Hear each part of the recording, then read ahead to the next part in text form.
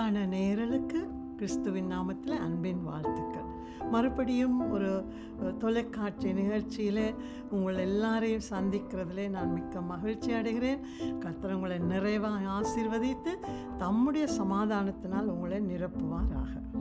சமீபத்தில் இந்த யூடியூப்ல ஒரு இது காட்டினாங்க, என்னென்ன நவீனமாக காட்டுறாங்க. மரக்கறி வெட்டுறதுக்கு ஒரு மெஷின், புட்டு குலைக்கிறதுக்கு ஒரு மெஷின், இப்படி சமையல் அறையில் பெண்களுக்கு வேலையே இருக்காது, அந்த அளவுக்கு மெஷின்ஸ் எல்லாம் புதுசாக கண்டுபிடித்து கொண்டு அதுகளெல்லாம் அட்வர்டைஸ் பண்ணுறதை நாங்கள் பார்க்குறோம்.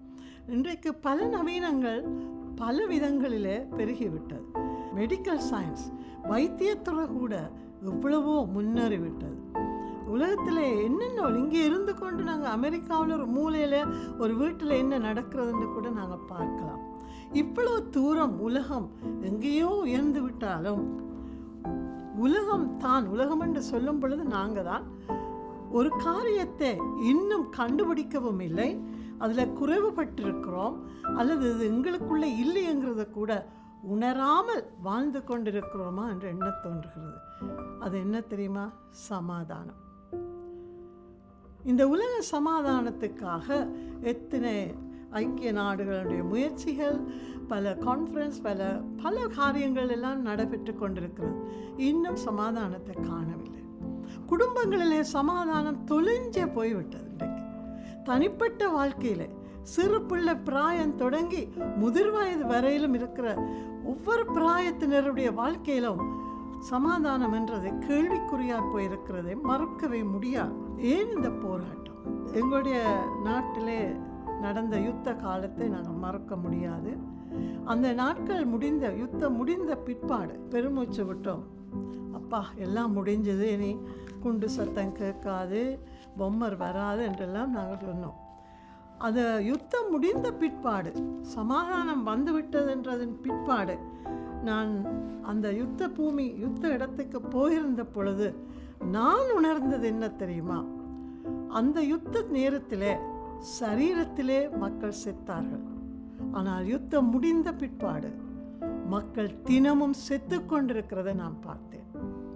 குறிப்பாக ஒரு தாயார் ஒரு அரை ராத்தல் பானுக்காக, தன்னுடைய பிள்ளையினுடைய பசியை தீர்க்கிறதுக்காக அவள் எடுத்த முயற்சிகள், எடுத்த திட்டங்கள் நினைத்து பார்க்க முடியாது. ஒரு அரை ராத்தல் பான் தான், சொல்லி முடியாது.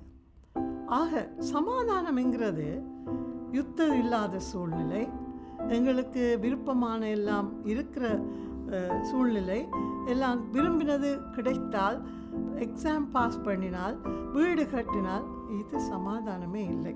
2ஆம் உலக யுத்த வரலாற்றின் போது நடந்த ஒரு சங்கதியை நான் கிட்டடியில் வாசித்தேன். போர் முனைக்கு செல்ல இருந்த ஒரு படை ஒன்றுக்கு அவர்களை உற்சாகப்படுத்துவதற்காக அவர்களுடைய தலைவன் ஒரு சங்கீத நிகழ்ச்சியையும் நடன நிகழ்ச்சி இதெல்லாம் ஆயத்தப்படுத்தி இருந்தாராம். நன்றாக அந்த நிகழ்ச்சி முடிந்தது. இப்பொழுது அந்த படைத்தலைவன் ஒரு உயர் அதிகாரியை, ஒரு வாலிபனாக இருந்தானாம், அந்த வாலிப அதிகாரியை முன்னுக்கு அழைத்து நன்றி கூறும்படி விட்டான். அவனும் மிக உற்சாகத்தோடு எல்லாருக்கும் நன்றி கூறிவிட்டு கடைசியாக தன்னுடைய குரலை தாழ்த்தி அவர் சொன்னாராம், நாம் சீக்கிரமாக பிரான்ஸ் நாட்டுக்கும் போர்க்கள பதுங்கு குழிகளுக்குள்ளும் நாங்கள் போக இருக்கிறோம், அங்கே நாங்கள் மரணத்தை கூட சந்திக்கலாம், உங்களில் யாராவது மரிப்பது எப்படி என்பதை இன்றைக்கு எங்களுக்கு கூற முடியுமா என்று அந்த வாலிபன் தன் பேச்சை முடித்த பொழுது அந்த மண்டபம் முழுவதும் அமைதி நிலவினதாம். எல்லாரும் திகைத்து போனார்கள். திடீரென்று ஒரு இளம் பெண் எழுந்து நின்று மேடைக்கு வந்து ஒரு பாடலை பாடினாள். ஓ ரெஸ்ட் இன் த லார்ட், கர்த்தரில் அமைதி பெறுங்கள் என்ற பாடல், ஒரு ஹிம், ஒரு ஞானப்பாட்டை அவர் பாடி முடித்த பொழுது அங்கே எழுதப்பட்டிருக்கிறது, கண்ணீர் சிந்தாத கண்களே அங்கே இல்லை என்று சொல்லி. பிரியமானவர்களே, மெய்யான சமாதானம் என்பது வெளியில் இருக்கிற சூழ்நிலைகளை சார்ந்ததல்ல. நாங்கள் பல காரியங்களை சாதிக்கலாம், பல வீடு கட்டி பிள்ளைகள் எல்லாம் நன்றாக இருக்கலாம், ஆனால் இவைகள் எங்களுக்கு மெய்யான சமாதானத்தை தருமா என்பது கேள்வியே. இவைகள் எல்லாம் நாளைக்கு மாறிப்போகும். இன்றைக்கு எத்தனை முதியோர்கள் கைவிடப்பட்டிருக்கிறார்கள், நான் அவர்களை பார்த்து யோசிப்பேன், இவர்கள் தங்கள் பிள்ளைகளை பெற்று வளர்க்கும் பொழுது எவ்வளவு சந்தோஷமாக அந்த பிள்ளைகளை கையில் ஏந்தி கொஞ்சி விளையாடி இருப்பார்கள். இன்றைக்கு அந்த சந்தோஷம், சமாதானம் தொலைந்து போன நிலையிலே கைவிடப்பட்டிருக்கிறார்கள். ஆக ஒரு காரியத்தை நாங்கள் உணர வேண்டும். எப்பொழுது தேவனுடைய சத்தத்தை விட்டு மனுஷன் சுயமாக சிந்தித்து தேவனுக்கு கீழ்ப்படியாமல் பாவத்துக்கு விழுந்த பொழுதே உலகம் சமாதானத்தை இழந்து போனது. எப்பொழுது பாவம் மேலோங்கினதோ படைப்பிலே மனுஷனுக்குள்ளே இருந்த சமாதானம் கெட்டு போனது. ஆகினால தான் ஆண்டவர் இயேசு உலகத்துக்கு வந்தார்.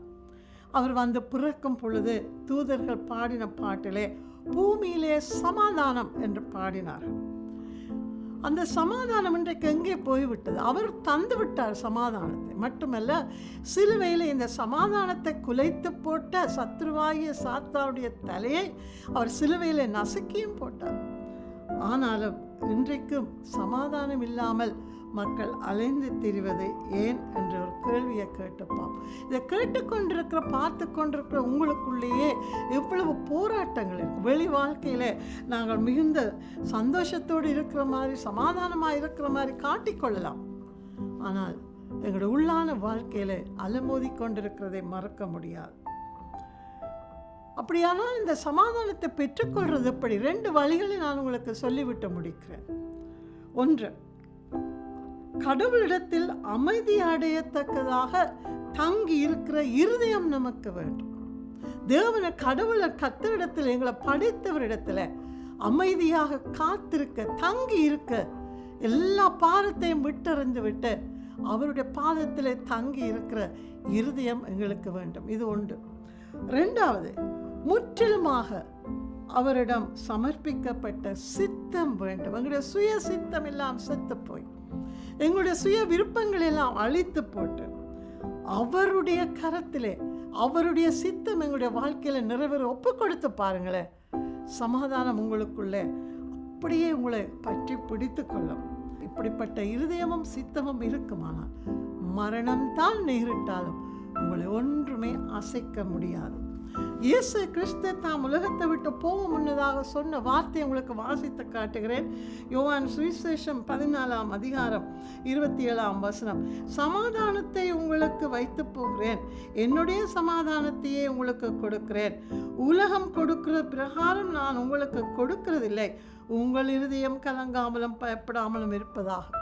உலகம் கொடுக்கிற பிரகாரம் நான் கொடுக்க மாட்டேனேன். உலகம் கொடுக்கிற சமாதானம் தற்காலிகமானது. சில பேர் சமாதானத்தை தேடி குடிக்க போகிறார்கள், சமாதானத்தை தேடி தவறான வாழ்க்கைக்குள்ளே போகிறார்கள். எல்லாமே தற்காலிகமானது. எல்லாம் நாளைக்கு மாறும் அல்லது அழிந்து போகும். ஆனால் இயேசு கிறிஸ்துவுக்குள்ளான சமாதானம் ஒருபோதும் மாறாது. ஏன் தெரியுமா? சமாதானம் என்பது நாங்கள் எங்களுக்குள்ளே உருவாக்குகிற விடயமே அல்ல. அது பரிசுத்த ஆவியானவர், கர்த்தருடைய ஆவியானவர் எங்களுக்குள்ளே உருவாக்குகிறது ஒரு உன்னத ஈவுதான் சமாதானம்.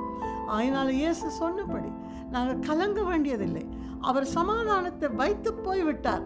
அந்த சமாதானத்தை சுதந்திரித்து கொண்டு அவருடைய சன்னிதானத்தில் அமர்ந்திருக்கிற இருதயத்தோடும் எங்களுடைய சித்தத்தை அவரிடத்திலே ஒப்புக் கொடுக்கிற அந்த சித்தத்தோடும் நாங்கள் காத்திருப்போமானால் ஒரு போதும் நாங்கள் வாழ்க்கையில் எல்லாம் தோற்று போனாலும் நாங்கள் தோற்று போக மாட்டோம் என்பது உறுதி. நம்புறீங்களா? ஜெபம் பண்ணுவோம். கர்த்தாவே, இந்த நல்ல நாளிலும் குழப்பமான மனநிலைமைகளோடு என்ன செய்வதென்று அறியாத நிலைமையிலும் ஆண்டவரை கலங்கி நின்ற பிள்ளைகளை பார்த்து உங்கள் இருதயம் கலங்காமலும் பயப்படாமலும் இருப்பதாக என்று வாக்கு கொடுத்த தேவரே, உங்களுடைய சமாதானத்தினாலே பிள்ளைகளை நிரப்பும் படிக்க இயேசுவின் நாமத்தில் ஒப்படைக்கிறேன் என் நல்ல பிதாவே, ஆமென். பிரியமானவர்களே, உலக சமாதானம் அல்ல, கிறிஸ்துவின் சமாதானம் அது உங்களுக்குள்ளே வர இப்பொழுது உங்களுடைய இருதயத்தை திறந்து கொடுங்கள். கர்த்தர் உங்களை ஆசீர்வதிப்பாராக.